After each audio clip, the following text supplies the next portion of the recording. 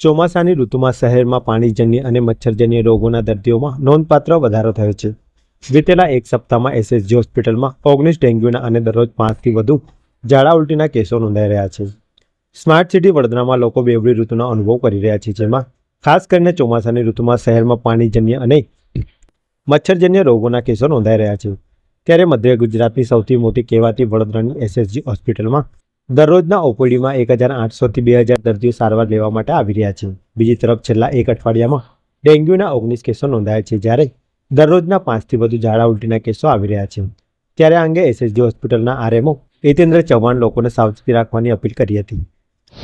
ચોમાસાની ઋતુમાં આ ટાઈપના રોગચાળો થોડો ફેલાતો જ હોય છે। હાલમાં એસએસજી હોસ્પિટલ વડોદરા ખાતે દૈનિક ઓપીડી 1800થી 2000ની નોંધાઈ રહી છે, અને જે પૈકી છેલ્લા એક અઠવાડિયામાં અમારી પાસે ડેન્ગ્યુના 19 કેસ નોંધાયા છે, જ્યારે ઝાડા ઉલટીના દરરોજ એવરેજ 5થી 6 કેસ નોંધાઈ રહ્યા છે। હાલમાં રોગચાળાની પરિસ્થિતિ એટલી ગંભીર નથી, પણ દરેકે સાવચેતી લેવાની જરૂર છે। આ ઋતુમાં ચોખ્ખાઈ મહત્ત્વની છે, સ્વચ્છતા મહત્ત્વની છે। ઘરની આસપાસ ગંદકી દેખાય તો એને તરત દૂર કરવી જોઈએ, જેથી આપણે માખી અને મચ્છરનો ઉપદ્રવ ટાળી શકીએ અને રોગથી બચી શકીએ।